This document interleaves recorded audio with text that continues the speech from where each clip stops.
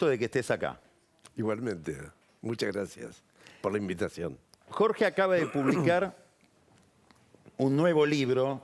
Ya habías escrito un libro con un relato, yo creo que más técnico que este, Muchos más técnicos. de historia de la economía, sobre el problema de la convertibilidad y la salida de la convertibilidad de lo que fue tu gestión en el año 2002. Ahora publicás este libro que se llama 115 días para desarmar la bomba. La pregunta que te quiero hacer inicialmente es, ¿qué querés decirle a la Argentina, a la sociedad argentina, a los lectores del libro de este presente con ese mensaje, para este presente? Bueno, ¿En qué me puede ayudar hoy la lectura de ese pasado?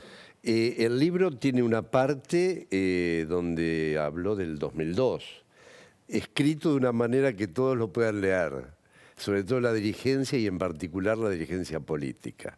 De ahí se pueden extraer conclusiones metodológicas, dado que cada crisis tiene su propia característica, ¿no? Después hay la parte siguiente es qué pasó del 2002 al 2022 o 23. Y la última parte es cómo he visto yo a los dirigentes políticos hablando de economía.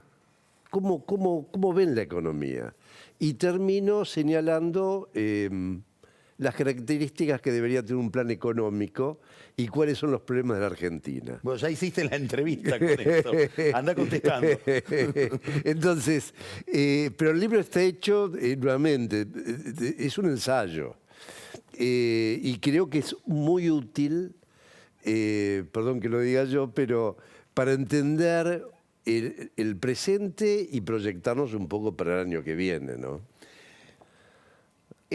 Cuando uno mira todo el discurso kirchnerista, de Néstor Kirchner y de Cristina Kirchner, sistemáticamente ellos se presentan como aquellos que han rescatado a la Argentina del incendio, que recibieron un país en llamas, y es un argumento extraordinario para pedirte consenso y para pedirte que le sigas renovando el poder, de tal manera que no volvamos a ese pasado. Tal cual. Y eso, si uno mira la historia y sobre todo si lee tus libros, es bastante distinto de lo que pasó. Yo creo que el relato empezó cuando asumió Néstor, diciendo lo que vos acabas de señalar. Porque lo de los 115 días son los días que yo estuve en el ministerio y que tomamos todas las decisiones como para salir lo más ordenadamente posible de la convertibilidad, tener equilibrio fiscal, equilibrio en el balance de pagos, tipo de cambio competitivo y tender la estabilidad de precios. Cuando asume Néstor, él tiene la mejor herencia de toda la democracia. La inflación era 3% anual. 3% anual. La economía crecía al 8%, había equilibrio fiscal, superávit comercial y en cuenta corriente, y el tipo de cambio era competitivo. Y cierto es que quedaban los temas sociales quedaban para resolver, porque primero, en una crisis, si no se resuelve lo económico, olvídate de lo social. Son elecciones que uno tiene que tomar, pero que a la larga dan sus frutos. Nosotros... ¿Qué límite tiene esa afirmación? ¿Hasta dónde podés olvidarte de lo social? Y eso es el olfato. Eso uno va relojeando, pero lo cierto es que si uno hubiera hecho lo que se hicieron en otros programas de recuperación y estabilización de la economía, yo creo que no hubiéramos hecho ni lo uno ni lo otro. Lo que le quedó a Néstor fue empezar a bajar la pobreza y empezar a mejorar la ocupación. Esto es totalmente cierto. Pero el corazón de la economía ya estaba funcionando a plenitud. Y a partir de ahí, y un poco por lo que vos dijiste recién, que comparto plenamente, de que se dio énfasis al consumo y no a la inversión y a las exportaciones, por un lado. Y por el otro, se creó un Estado enorme donde los servicios han desmejorado, porque ese aumento del Estado básicamente fue la duplicación del personal, la incorporación de gente que no servía para los hospitales o las escuelas o las Tengo comisarías. una pregunta que sería contrafactual.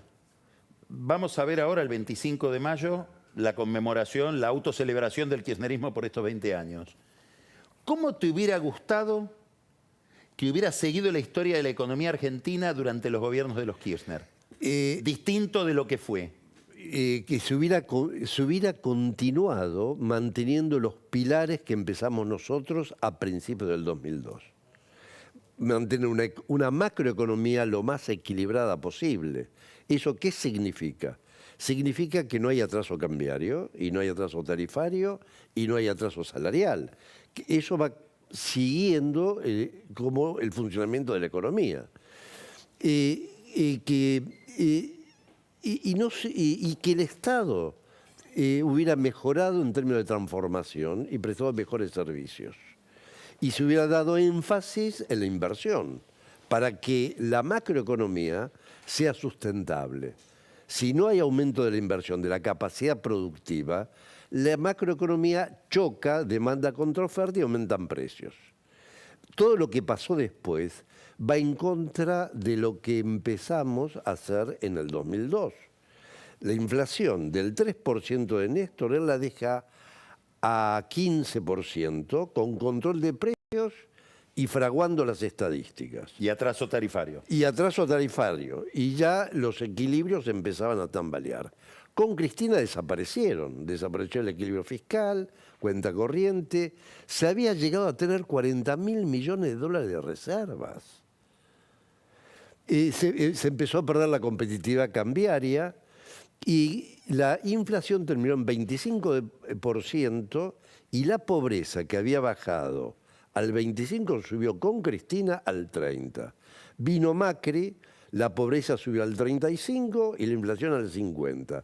Viene el gobierno de Alberto y Cristina, pasa la pobreza del 35 al 40 o un poco más y la inflación del 50 al 150.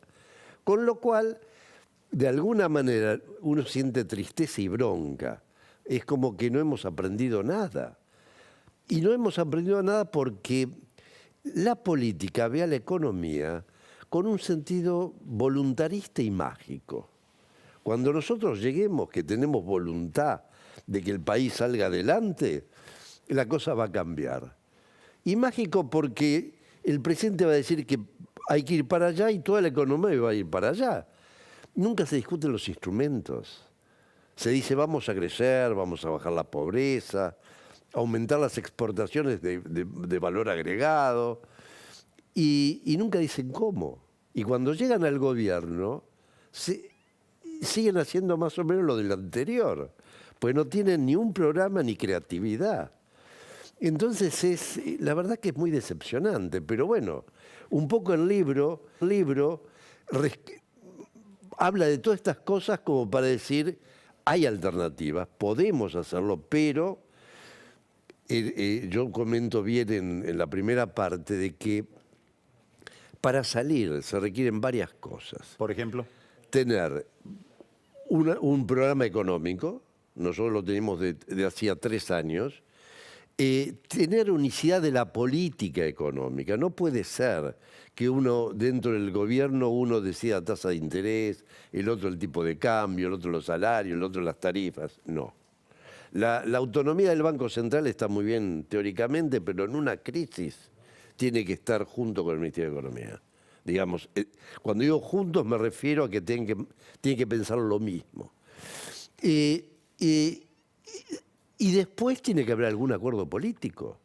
Nosotros hicimos lo que hicimos porque hubo un acuerdo, y yo participé de eso, de Duhalde con Alfonsín, el día 31 de diciembre.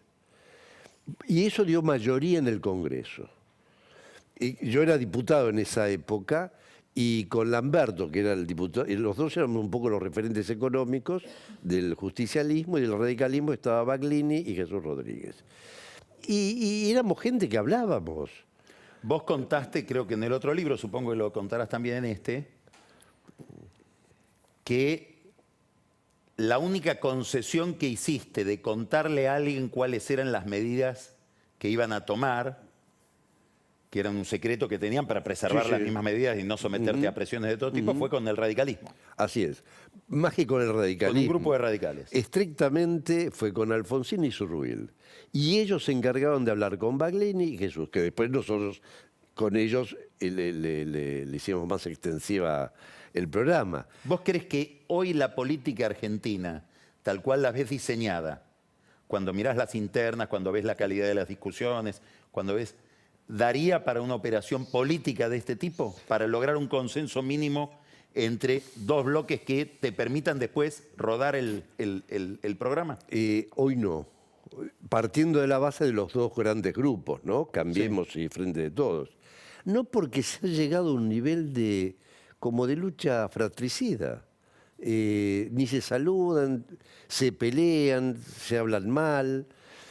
Nosotros, ya en el siglo pasado, digamos, pero donde yo militaba dentro del peronismo, la relación con los radicales era súper normal. Hablábamos, arreglábamos para sacar una ley, nunca insultos.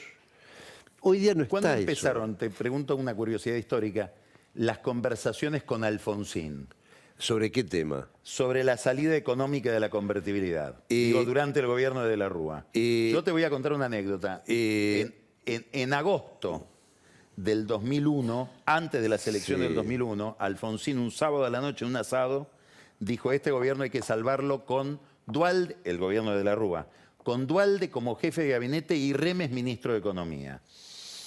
Sí, Cuando uno mira después lo que pasó y mira para atrás, digo, esta gente está hablando desde mucho tiempo antes de lo que se vio. no sé si vos te acordás cuando De la Rúa viajó a Chile a la reunión del BID. Sí, claro, sí. Que fue el momento que lo sacaron a López Murphy. Exactamente.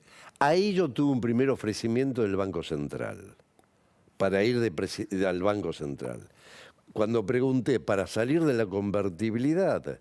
No. Entonces, nada que hablar. Pero comenzaron las charlas que yo tuve, pero no conozco las charlas que han tenido en ese momento Duhalde con Alfonsín. Duhalde con Alfonsín. Sí me acuerdo que Duhalde, cuando me dice de asumir el día 30 de diciembre, me dice, bueno, venite mañana a casa que viene Alfonsín y Zurruil. Voy a la casa, estábamos los cuatro. Duhalde me dice, ¿por qué no le explicás lo que vas a hacer? Lo expliqué, 10 minutos. Alfonsín le dice a Zurruil, Juan, ¿usted está de acuerdo? Sí, estoy de acuerdo. Nos levantamos, nos dimos la mano y punto. Ese fue el acuerdo. Duró 20 minutos. Más que conversaciones previas sobre eso estrictamente, había confianza y la palabra valía. Nosotros algunos puntos de las leyes que mandábamos al Congreso los arreglamos por teléfono y con los radicales, digamos. Eso no está ahora, pero...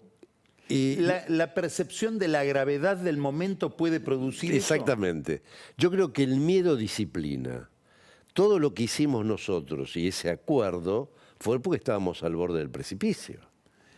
Te llevo a otro tema, que es lo mismo, pero desde otro ángulo. Cuando vos ves Milei, ¿qué significa Milei? Y significa, para mí, de alguna manera, el váyanse todos y que no quede ninguno. Del 2001 fue eso. En aquella oportunidad, nadie encauzó políticamente ese reclamo. Claro está que del 2001 el radicalismo salió muy herido, como va a salir el peronismo muy herido ahora. ¿Qué quiere decir que va a salir muy herido ahora? Porque aquella vez fue una catástrofe para el radicalismo. Y para el peronismo, yo no sé si catástrofe, pero el peronismo, tal como uno lo ha conocido, para mí desapareció. Quedan lugares en el país, en la provincia de Buenos Aires, pero en todo el resto, y será una federación de partidos provinciales, pero me parece que pierde protagonismo. Me da toda la sensación. Entonces, Milei, de alguna manera, canaliza ese reclamo. Ahora, por lo que vos también comentabas antes, la economía está muy, muy complicada. Nadie sabe exactamente qué puede pasar en diciembre, la profundidad de la crisis. Pero, como te decía antes, el miedo disciplina y ayuda. 5 o 6 meses antes de la caída de la Rúa, nadie imaginaba una explosión de esa naturaleza. Nosotros perdimos las elecciones de el 99. Sí, cuando gana de la Rúa. Porque decíamos que había que salir de la convertibilidad, pues nos dábamos cuenta que no daba más. Pero no se podía imaginar cómo iba a ser la terminación. Ahora tampoco sabemos. Puede ser que prevalezca el sentido común en los grandes dirigentes y digan, bueno, no es que nos olvidemos del pasado, pero dejémoslo a un lado y que del pasado se dediquen los historiadores. Veamos el presente y el futuro. Si hay habilidad y grandeza para hacer ese corte, hay más posibilidades. Ahora, si eso no se logra, el que gane va a tener que hacer alianzas parlamentarias para que tener alguna mayoría en diputados y en el Senado. Porque sin una mayoría, ¿cómo sacás una ley? Después del combate de las elecciones. O no van a dar quórum, o lo van a chicanear, digamos, todas las cosas que se hacen en el Congreso. Pero sin mayoría es muy complicado. Te hago una última pregunta. La historia tiene estas curiosidades de que el contexto resignifica instituciones, resignifica episodios y resignifica personas. Y de golpe vos, hoy, tenés un significado donde mucha gente recurre a vos para ver. Podrías haber quedado en la historia como un ajustador, como el que se encargó de hacer un ajuste desagradable, inclusive de manera en tus relaciones personales y políticas poco exitosa, porque yo no sé si Duhalde se portó del todo bien con vos en aquel momento, sobre todo después de aquel viaje a Washington donde lo convencieron de que había que tirar todo por la borda. ¿Cómo sentís eso? Tu relación con la historia. Y la verdad que lo siento muy bien, porque creo que de alguna manera es una reivindicación de lo que hicimos, que efectivamente en ese momento fue muy criticado. Y para nosotros era lo que había que hacer. Lo que hablaban otros no era una alternativa viable para la Argentina, como la dolarización, que ya se hablaba en esa época, o hacer una suerte de populismo, lo cual hubiera significado una explosión inflacionaria. Así que lo veo muy, muy contento, pero también esperanzado de que si hay una reivindicación de aquello, puede ser una luz de esperanza para el futuro. O sea, tiene dos caras la historia, ¿no? Saliendo de la cuestión personal. Así que lo veo con optimismo moderado, digamos. Jorge, muchísimas gracias. Vamos a mostrar de nuevo la tapa de el nuevo libro de Jorge Remeslenikov. Ahí la tenemos, 115 días para desarmar la bomba. Queda la pregunta de cuántos días va a ocupar, le va a llevar el que viene. Que sean pocos. Que sean pocos. Muchas gracias, Jorge. No, gracias por la invitación. Vamos ahora a un pequeño